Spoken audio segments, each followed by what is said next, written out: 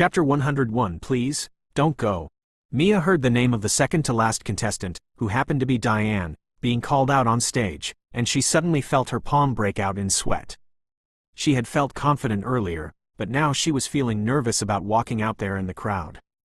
She hadn't walked out to the stage, but the loud, booming cheer from the audience made her more aware of the thousands of people out there. It was one thing to walk confidently into the backstage room with only the students, but it was another to walk out where the entire school and paparazzi were standing around with flashing cameras. She had prepared herself for this, but she couldn't help but feel her knees go weak all of a sudden, and the feverish feeling from earlier returned to the point where she felt like throwing up. And to make matters worse, the images from her strange dream, where she was being insulted by the crowd, flashed into her head. However, Mia closed her eyes and took a deep breath to calm her nerves. "You can do this," she reassured herself and stood straighter when she heard the host out on the stage say, "Wow, it seems we have a lot of Miss Foster's fans in the crowd. However, now I would like to announce our last and final contestant of this competition. Mia Harrison." As the announcer announced Mia's name, there was less cheering noise from the crowd compared to the other contestants. Most of the students in the crowd were even laughing, with some of them whispering among themselves. "So she came? I wonder what sort of granny dress she would be wearing. I bet she's wearing one of those rag dresses. I can't believe she's here to embarrass herself on a live show where the whole world is watching." Instead of cheers, most of the noise in the hall was murmuring about how the girl was going to embarrass herself today if she were to wear a raggy attire. However, as Mia stepped out of the backstage, the students among the audience were stunned beyond words. Carlos, who had been sulking in the backseat along with Rain, shot up to their feet in both excitement and disbelief. They were shocked at first, but when they realized the person in a purple dress was indeed Mia, who they had thought didn't come, the pair snapped out of their dazed state and cheered louder than everyone, making the people around them wrinkle their faces. "That's my bestie. There you go, girl." Rain cheered loudly at the top of her lungs, drawing not just the attention of the people around them, but the attention of Liam, who stood alongside Neil not too far from where Rain and Carlos were seated as they were waiting for the signal to make a move. He frowned as he realized the girl his friend was interested in was friends with Jason's sister. Neil, who had been standing with a bored expression the whole time as he watched the students catwalk, looked up when Mia walked out on the stage, and his bored expression turned into that of pride. He could tell she was nervous, but she covered it up well as she walked down the runway with a bright smile on her face. When Mia saw the thousands of flashing cameras, she felt the urge to hide away, but she played it cool and did as she was taught yesterday in the rehearsal room. She beamed and swirled around at the top of the stage to showcase her dress. When she was about to turn around, she felt someone's intense gaze on her. She looked towards the direction and noticed Neil among the crowd with his eyes looking straight into hers. Though the audience stands were a bit dim, she could see him clearly as his imposing figure stood out from everyone. Her heart involuntarily leapt in her chest and her cheeks heated up, as his eyes were enough to make her shiver in delight and make her mind go back to the kiss they had shared in the changing room. For a moment, it almost felt like they were the only ones there. Everything else blurred out in Mia's vision, and the only thing she could see was the only man that made her heart beat faster. She wouldn't have snapped back to her senses if the audience's loud cheering didn't ring into her head. Realizing that she was still standing at the top of the stage instead of turning and walking away, Mia quickly smiled at the audience and made a graceful turn before walking away to the backstage with her legs that felt wobbly because of the high heels she wore. When she stepped into the backstage, Mia breathed out a sigh of relief. When she looked up, she met Diane's deadly glares, but she ignored it as she wasn't feeling too good after her walk to the stage. Her head, that had stopped hurting earlier, was now throbbing like there was a hammer drilling holes in her skull. Even her heart rate had increased. The host's voice rang in from the stage, making the students in the backstage all look up. "Wow, wow, it seems Miss Harrison has taken a lot of people by surprise with her stunning looks. So now we will let our audience decide who they want to be crowned by placing their votes." However, as the activities were going on in the school, inside a magnificent mansion where some men in black suits were seen seated around a long table that looked like the ones used in conference rooms. Among the men was Owen, who had joined the members of the Da Kroll. And they were watching Ivy Grove Institute's event on the huge flat-screen TV that was positioned in front of them. The man at the head of the table, who looked to be their leader, looked stunned when Mia's face flashed on the TV screen. He shot up to his feet with the glass of wine in his hand, falling to the ground in the process. "Mr. Rodrigo," called one of the men sitting around the table, with his brows deeply frowned. He spoke without looking away from the screen. "Isn't that your Mariana? I thought she's studying abroad. Why is she here?" asked the man as he glanced at Kelvin Rodrigo, who looked as shocked as they all did at the moment. "Impossible," Kelvin muttered to himself as he angrily slammed away the documents on his table, startling the other men around the table. They all turned to look at him in confusion. If they were his workers, they would have fled the room in fear of his anger, but they weren't his men but his partners in the Da Kroll organization. "I thought we agreed on the fact that Mariana must stay abroad until she masters the act of making the weapons. How come she's here in Ivy Grove?" asked the man beside Kelvin, who stood up with a displeased frown on his face. But Kelvin was too immersed in the activities on the TV to answer him. He watched as the participants walked back to the stage as it was time to choose a winner. Back at the stage, Mia tried her best not to fall from the dizziness that washed over her as she stood before the audience with the rest of the contestants. She looked up and saw that Neil was backing away from the crowd along with a man beside him. A frown was quick to settle on her face as she watched him leave. She suddenly felt her heart clench in her chest as she longed for him to stay. Where was he going? Surprisingly, she always felt at ease with him around her. And as he slowly backed away with his eyes boring into hers from below, she felt like something of hers was being taken away. She wanted him to stay. Perhaps it was due to her fever that was making her react in an unusual way, but she didn't want him out of her sight. "Please, don't go. Stay." As if he could read the longing in her expression, he stopped in his tracks. Even though the man beside him was whispering something to him, he didn't move and continued to stare back at her from the distance as if he could read the emotion swirling inside her. His expression was blank, but his eyes were encouraging, making her heart warm up with a sense of ease and calm.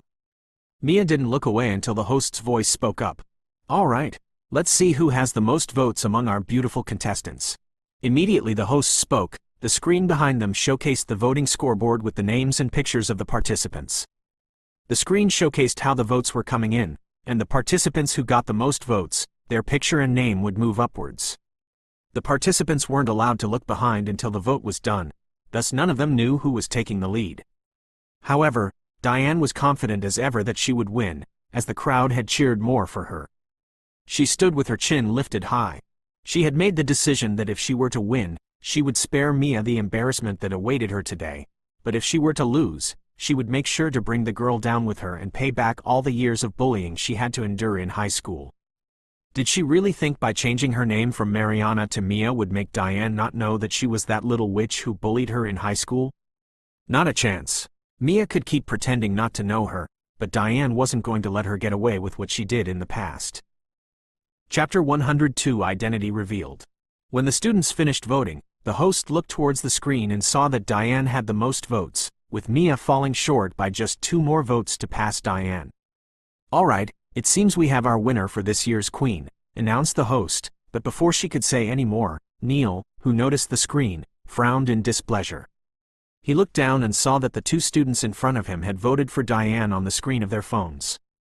He had been called by his men, but because he saw the look in Mia's eyes, he couldn't leave. "We have to move right now," whispered Liam in frustration as he saw that Neil was looking down at the students sitting in front of them. However, Neil ignored him and used both his hands to grab the back of the necks of the boys in front of him so they wouldn't be able to turn to look at him. Then he leaned down between them. "Change your votes right now to Mia Harrison, or I will make sure you never have the ability to see with those eyes of yours," he threatened in a low, darkened voice for only the students to hear. Then, when they tried to move, he tightened his hold around the back of their neck. "Don't waste my time and do it right now before I choke you to your death," he gritted through clenched teeth, making the young freshman students tremble in fear. And without arguing or attempting to scream for help, as they knew it was useless with how noisy the hall was, the boys quickly changed their votes to what the man behind said, and it immediately reflected on the screen, making Mia have the most votes among the rest. Then, before the boys could turn, Neil had disappeared with Liam, unknown to him that he had just made the biggest mistake of his life by making Mia win this event. Who was that?" asked one of the boys as he turned to find an empty spot behind them. "Oh my God, I thought he was going to kill me. His voice is so scary. Whoever he is, He must be an accomplice with Mia Harrison, remarked the other boy with a slightly shaky voice. Back on the stage, the host was taken aback to see that Diane's votes had gone down and Mia's had gone up. However, she smiled and spoke into her mic. It seems some students changed their minds. And our new winner is. She trailed off to add more suspense for the participants who couldn't see the screen. Mia, who was using all the energy she could muster to keep from falling, looked up and saw that her ice cube was nowhere in sight. At this moment, she no longer cared if she won or lost. She just wanted to find a place to rest her head and her tired body. However, she was taken by surprise when the host announced, "The winner is Mia Harrison." She looked up, completely astonished. Though she had told Diane to watch her win the crown, she hadn't really believed she would win it. Not because she believed she didn't deserve it, but because she knew how much the students in Ivy Grove didn't like her and wouldn't vote for her. And now that she was announced the winner, she could not believe it. Mia was still shocked when the rest of the participants began to hug her while congratulating her for winning. And when she turned to Diane, she was surprised to see so much hatred in the girl's blue eyes. If looks could kill, Mia would have fallen dead with such an acid look shot at her by the popular girl of the university. By the time the host was done making some speech on stage, Mia could barely hold on to herself. Her head was spinning, and her stomach was aching so bad she wanted to crouch down, but she held herself. Before we crown our queen, let's showcase her photos and rate her photographer's talent, Carlos Mackenzie, announced the host. And immediately, the stage dimmed, and soft music began to play in the background along with a young girl that walked out with the crown on a red crown pillow. The screen also started to showcase all the photos of Mia that Carlos had taken and made them into a photo story. Everyone was mesmerized by the beauty of the photographs. They were simple yet captivating, and at that moment, a lot of the students almost believed Mia Harrison deserved the crown as she was naturally pretty with her innocent, mesmerizing smile that made her dimples prominent on the big screen. Until the screen suddenly went off and came back on. But this time, it wasn't Mia's photos that were on the screen, but her video with a man in the dressing room. The music in the background immediately came to a halt as the video began to play. The crowd gasped as they saw Mia being helped into her dress by a man in a gray suit. Then the man's clear face showed up on the screen, and all of the students immediately recognized him as their school Adonis. Mia stood frozen in place as she watched the video play on the screen. Her palm covered her mouth in disbelief. How were they being filmed without their knowledge? The video was so clear that both of their faces were clear enough for the world to see. She watched as their intimate moment in the dressing room got displayed on a live show. To make it worse, even their voices weren't muted. Neil, who was already at the entrance of the hall, stopped dead in his tracks as he stared at the huge screen that showcased their moment in the dressing room. His blank expression slowly began to turn into that of an angry bull. Raw fury boiled inside him as he clenched his fists into a tight ball. Nobody had to tell, but as he watched his clear face on that big screen, he knew he was done for. He had given himself away. In the room where Kelvin Rodrigo was still watching the show on the screen, his eyes slowly widened as the man kissing Mia showed on the screen. Noah Galvera, he muttered in stunned disbelief as he recognized that face as the face of the man his wife had cheated with in the past. He would be dumb not to recognize his greatest enemy. However, he knew if Noah was still alive, he would have aged more than the young man on the screen, which means the person on the screen was none other than Xavier Galvera, the fucking bastard he had been dying to meet for ages but was refusing to meet him in person. Mr. Rodrigo, we would appreciate it if you can explain what is going on. Today is an important day, but it seems your daughter is confusing us with her appearance up there instead of being abroad. And who is this Noah Galvera who is kissing her? Is it part of our plans? Remarked one of the men in the room in annoyance. However, as Kelvin was still standing in disbelief, on the other side of the room, where Owen, who was a new member of the group, could be seen sitting, staring unblinkingly at the screen with an angry expression. He cursed under his breath and said, "That bastard isn't Noah or whatever you think, he is Leo Bennett, a substitute professor in the university, and the young woman is not Mariana but Mia Harrison, the girl I plan to marry in the future." What? Kelvin's head snapped towards Owen, his new assistant. Do you know who that girl and man are? Yes, sir. That man was the reason I agreed to join your members. He took away the woman I love, and I plan to make him suffer and take back my girl. She is my childhood best friend from Whispering Way, and she's not Mariana but Mia. said Owen, who was trying his best to mask his anger and jealousy as he watched the kissing scene on the screen, where he had seen that it was Mia who started the kiss. Kelvin Rodrigo put two and two together, and realization slowly began to dawn on him as he fell back on his chair. That bastard is none other than the infamous Neil Weiner, and that girl is. Before he could complete his words, he watched on the screen of the TV as Mia fell unconscious on the stage with people rushing towards her in panic. He then completed his words in a low, angry voice. The girl is not Mariana but a child that was never meant to be alive. Chapter 103. Waking up in the hospital. 15 years ago, it was raining heavily, with loud thunder rumbling in the night sky of Mirage Mesa City. It had been announced that a storm was coming on this fateful night, and everyone was to take shelter in their homes to avoid accident. The breeze and rain on that night were so heavy that houses with poor construction began to collapse, with trees falling over buildings. However, as this chaos was taking place inside the Rodrigo's estate, it was another chaos that was happening. Inside the house, some men in black suits could be seen holding down a woman as she cried to her husband, pleading with him not to do what he was about to do to his daughter. The man, Kelvin Rodrigo, who still looked quite younger than how he looked in the present day, laughed darkly, and his dark laughter made the two little girls who were sitting in the corner with their nanny cry loudly for their mother to console them, but Ella had no ability to do so because she was held down by her husband's bulky bodyguards. "Please, Kelvin, don't do this to Mariana, she's just a little girl," cried out the woman. "Oh, my dear Ella, when you say Mariana, I get confused on which of the girls you are pleading for. I will not hurt my real Mariana, but the other fake Mariana, who is a made-up thing from the laboratory for my business. You can't stop me from doing what I plan to do today." "She was made for this," remarked Kelvin as he crouched down before his pleading wife and used his fingers to stroke her flushed cheeks. But the woman jerked her head away from him and said, "You are a monster. I gave birth to the two girls, they are my children. Even though you made your doctors insert things inside my system to clone Mariana, to me she's still my child and not your plaything," cried out the woman in desperation as she tried to struggle out of the men's hold, but it was useless as she was just a petite woman being held by men twice her size. "Don't worry, Ella, I won't kill her. All I want is for her to serve her purpose in life. She will be just fine if you don't interfere with my business, my love," said Kelvin as he stood back to his feet and turned back towards his best team of doctors who were already standing in the room waiting for his order. "Take the girl and make it quick. Once the storm calms, we have to leave the country to deliver those things." As he gave his orders, one of his men walked up to the two girls sitting in the corner with a young woman who was their nanny. The men already knew which of the girls to take as she was the one glaring at them with her little brown eyes while hugging her nanny, who was crying with the other girl tucked under her arm.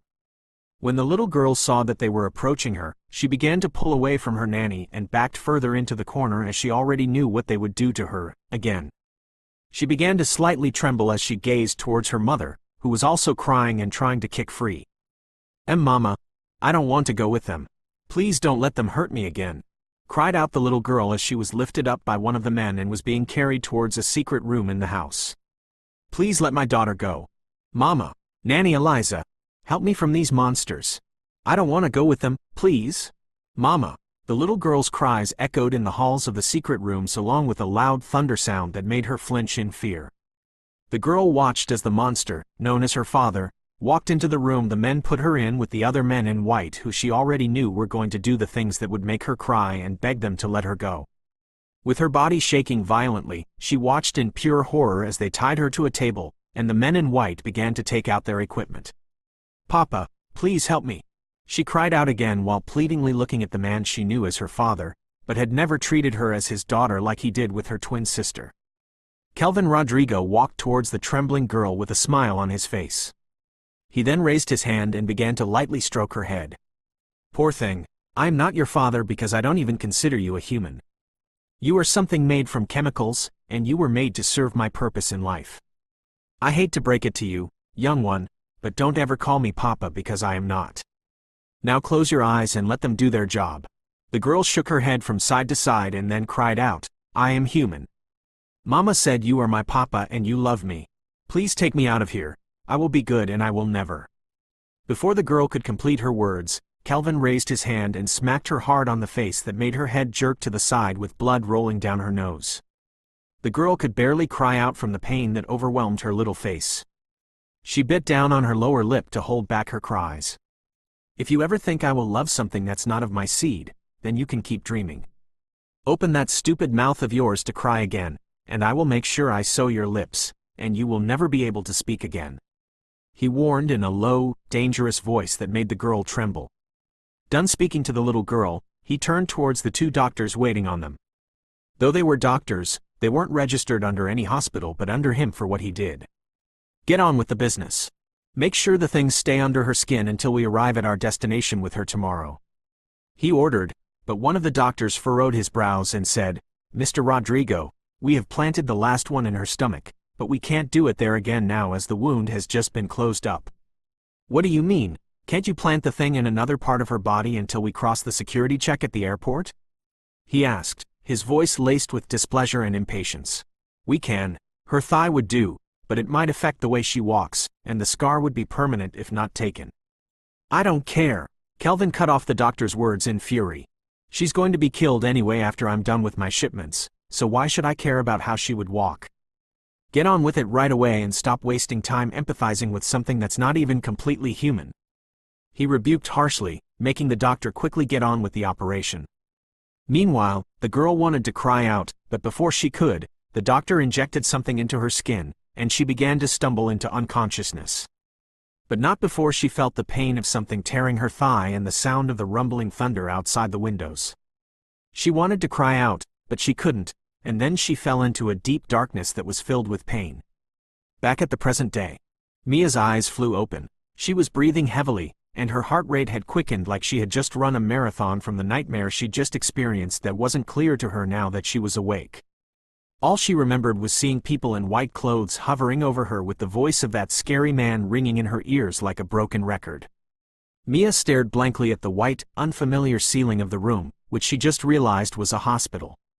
She looked down and saw that she was lying down on a hospital bed with her hand, which was attached to an IV drip, resting flat on her stomach.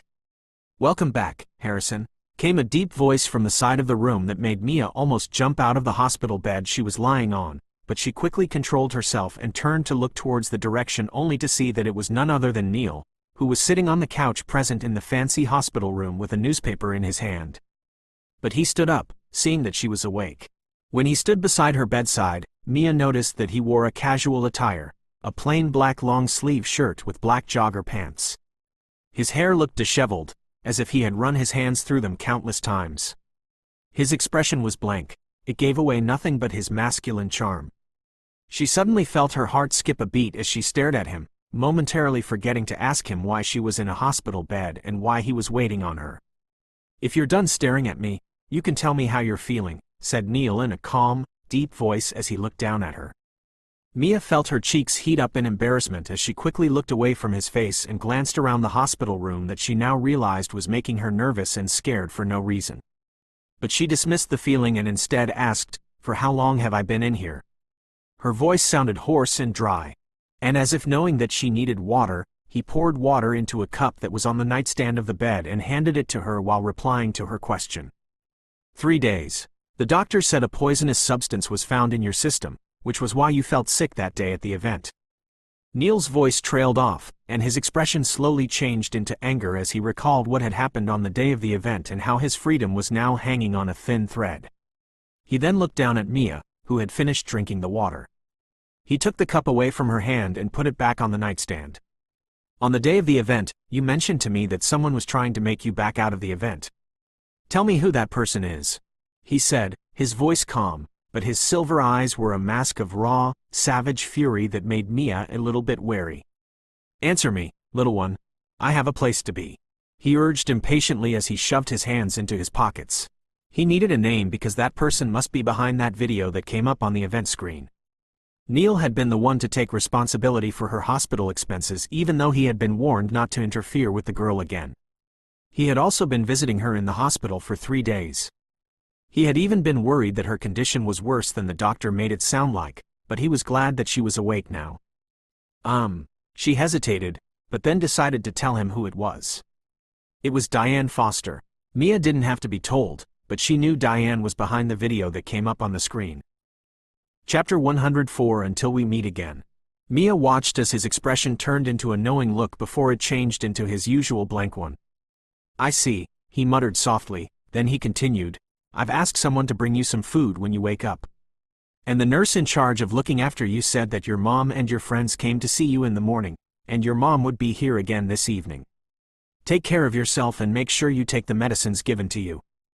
I think you'll be discharged anytime soon and would be allowed to go home and rest well. I'll leave you to rest now. Saying this, he turned to leave but stopped when he felt her cold fingers grip his index finger. Neil turned over his shoulder and glanced down at her slender fingers gripping his, and when he looked at her face, he felt a twinge of pain grip his heart at the longing look she had on. She looked like a small child afraid of being abandoned. When he first started to get interested in Mia Harrison, he knew he was risking not just his mission but his own freedom. Yet, he had gone on and allowed himself to somehow get attached to her to the point he was more worried about her health than he was worried about his mission when she passed out on the stage 3 days ago.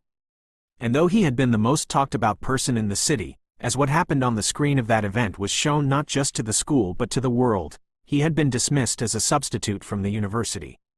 And now that his face was revealed to the world, if his enemy were to see his face on that screen, there was no doubt the person would know him as Xavier Galvera, as he had the same looks as his late father. It would only be a matter of time before the person would know him as Neil Weiner, and then they would do everything to bring him down for messing with their illegal activities. I have to go, little one. Release my finger, he said to her with a gentle voice that made her heartbeat increase. However, Mia only tightened her hold as she had a feeling she wouldn't see him again if she were to let go. He seemed more distant to her today than he was on the day of the event when he helped her into that beautiful dress. She didn't know where her clinginess came from, but she wanted him to stay with her in this lonely room that only made her want to flee the room in fear that something was going to harm her. Please, don't go. Stay for a while, she muttered in a small voice that was barely above a whisper, but he heard her loud and clear. I can't stay with you anymore, Carita. I made a mistake of letting you into my life when I was supposed to ignore you, and I won't make that same mistake again. You have a life ahead of you. Don't get used to having someone like me around you. Release my finger and lie back down, little one. He breathed softly, his usual hardened expression appearing warm and tender as if he was indirectly telling her goodbye. I don't want to let go. I have a feeling you won't ever show yourself to me again. I'm sorry if what happened between us on that day ruined your reputation as a professor, but I never wished for it to happen that way. I am really sorry. She cried out with hot tears of humiliation and remorse steaming down her flushed cheeks.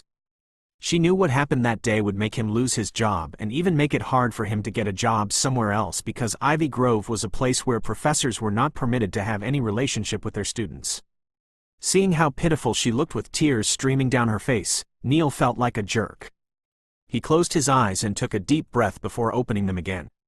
He turned to her and used his fingers to wipe off the tears on her face tenderly. Don't cry for me, little one. I am not worth that liquid. You wouldn't be asking me to stay here with you if you had any idea what a monster I could be. He whispered softly as he tucked a few strands of hair behind her ears, then gently caressed her cheek. You were making it hard for me to get back to my old life. He breathed as he leaned down on her. Mia felt her heartbeat quicken and her face heated up as she saw him leaning down. She didn't understand what he meant, but deep down she knew he wasn't a monster. She knew what a monster was because she had seen and heard one in her nightmare. When Mia saw his face inching closer to her, she closed her eyes. She felt his warm lips at the side of her mouth. His lips lingered there for more than a second before he pulled away and stood up straighter. Even though I would like to stay with you, Harrison, I can't. I am being watched, and I have to leave, he explained as he pulled his finger away from her grip. By who? Mia questioned in confusion. Didn't I tell you I would have to kill you before I tell you anything about me? Now, stop being a curious kitten and rest, he said with a deep frown on his face. But of course Mia would never listen to him. She spoke again. Will I see you again? She asked, her voice filled with desperate hope. Neil sighed. She wouldn't see him again, not in Ivy Grove and not in his condo as he would be moving back to another mansion. However, instead of just telling her they would never meet again, Neil found himself saying, we might meet again. I'll come to see you tomorrow before you get discharged, and if I don't come.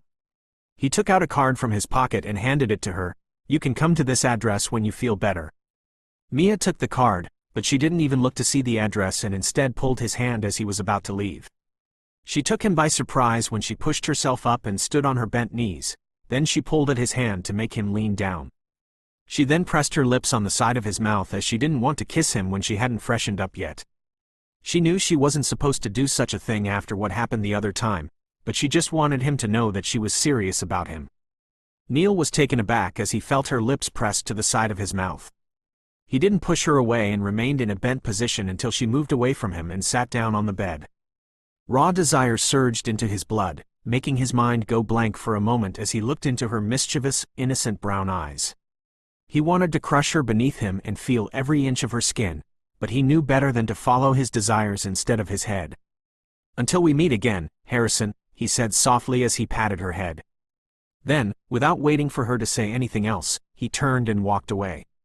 As Mia watched his retreating, imposing figure, she felt a weird tightening sensation in her heart, and she pressed a hand to it and murmured, "Until we meet again." Not long after Neil left her in the room, a nurse walked in and did a few checkups on her and assured her that she would be discharged tomorrow.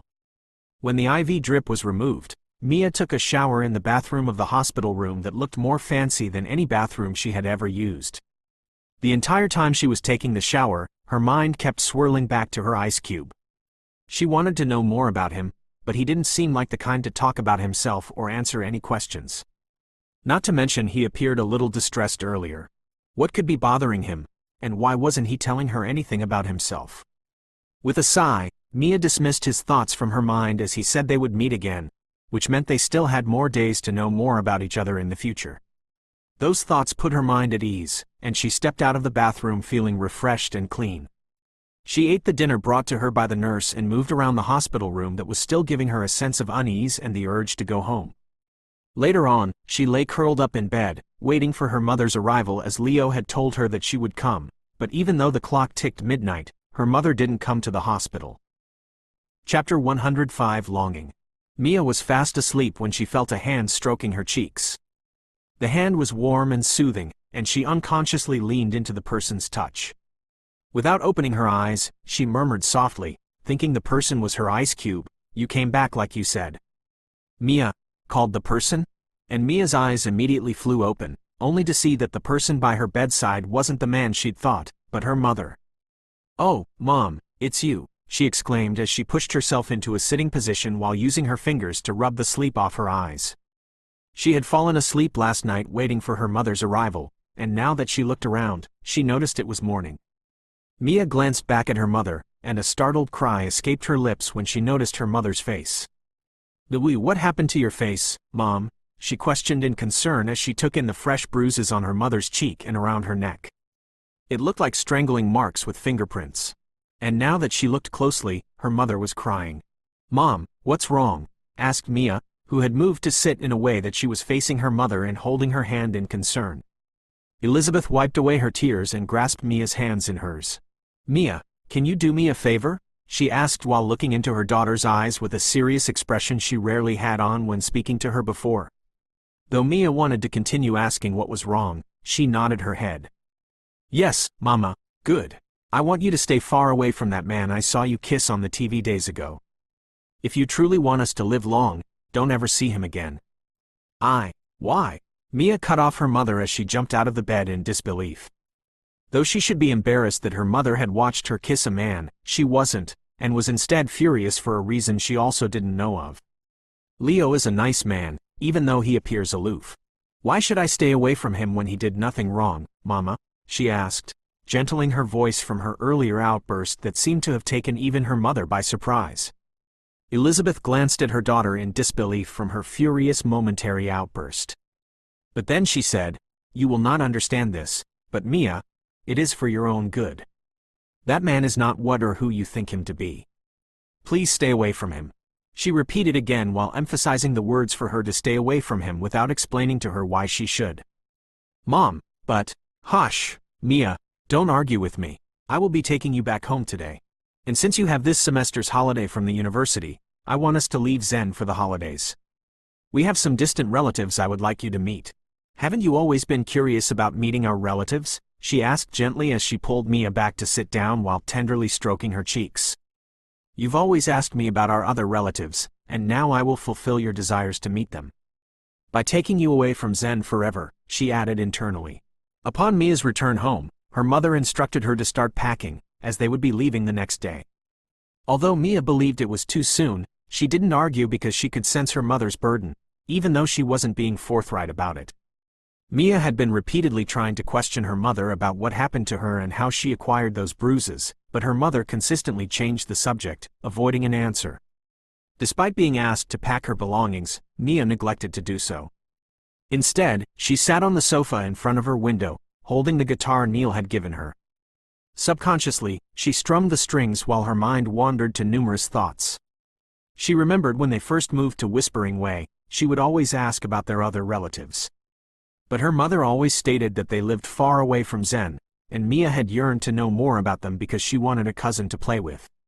However, now that she no longer cared about knowing them, her mother was taking her to meet them while also warning her to stay away from a man whom she had started developing feelings for. Although she had promised her mother to keep her distance from him, Mia had never intended to fulfill that promise. She had only said it to alleviate her mother's worries, even though Leo posed no threat to her. Thinking about him now, Mia longed to see him once more. Without hesitation, she jumped off the sofa and grabbed her bag where she had tucked away the card he gave her yesterday. She took it out and saw the address written on it. She had never been to the location written on the card, but she had heard of the place, where it was known among the elites of Zen. Well, it's a bit far from here, but it'll be worth it as long as I can see him, Mia muttered to herself with a small smile appearing on her face. She promptly changed her attire in order to leave on time before her mother returned from her shopping trip. Instead of her usual t-shirt and jeans, Mia opted for a dress. Although she couldn't fully understand why she was changing out of her comfortable clothes, she had a gut feeling. She wanted to dress to impress him, as she had come to accept that she liked him more than she initially thought. He wasn't the man of her dreams, but he was everything she wanted. Once Mia finished putting on the dark blue sleeveless dress that her mother had given her as a birthday present, she was taken aback by the result. The dress looked beautiful on her, which was something she didn't often appreciate. It fell just an inch above her knees, with a tight waistline accentuating her slim figure. The skirt of the dress was flared. The low V-shaped neckline showcased her bosom, adding a touch of allure to the overall look. It was a stunning dress, and she couldn't understand why she hadn't worn it before. However, her gaze landed on the neckline, and she immediately remembered why she had never worn it, because it revealed the swell of her breasts. Nevertheless, she made the decision to wear it today in order to impress the person she liked. But then, on second thought, she put on a jacket so as not to draw attention to herself. She would take it off once she arrived at her destination, she decided. Then, she sent a message to her mom that she would be back in the evening as she would be going to Rains to tell her about their traveling plans. When Mia left their apartment building, she was grateful that the hallways were clear, with no one around. She made her way straight to the main road where she would be taking a cab. However, as she walked, she was completely unaware of the men hiding in the shadows keeping a close eye on their building. Mia stopped the cab and told the driver where she was going. An hour later, the driver stopped in front of a magnificent mansion with iron gates. She climbed down the cab while looking at the mansion in wonderment. She couldn't help but doubt if this was the right place. Nonetheless, the building was the only one around this location, which meant it could only be the place. Before Mia could tell the cab driver to wait for her to confirm inside, he had driven off, leaving her alone there. I hope I came to the right location, otherwise I'll be forced to walk down this long, deserted road to find another cab, she muttered to herself with a small smile appearing on her face. She walked towards the iron gate that was left slightly ajar. When she entered inside the building, she saw cars parked outside it as if there were many people inside the mansion. She looked around to see if she would find a security, but there was none. Thus, she approached the main entrance of the modern mansion that would be fit for a politician, if only there were securities. When Mia pressed the doorbell button beside the door, she heard it ring from the inside. However, she had to ring it a few more times before she heard the click of the door from the inside. When the door opened, she was surprised to see that it was a woman who opened the door of the house. A very beautiful woman with short sunset hair. Her hazel eyes were sharp and mesmerizing. In short, she was one of the most beautiful women Mia had ever set her eyes on. However, before Mia could speak, she watched as the woman's face hardened as she glared at her from head to toe, making Mia feel inferior under her intense gaze. "You must be Mia Harrison." It was more of a statement than a question. Mia frowned. "How do you know who I am?" Mia asked in disbelief as she had never seen this woman anywhere before. "Of course I know who you are. My fiancé told me about you." "Aren't you here because he told you to come?" asked the woman, who was none other than Davina.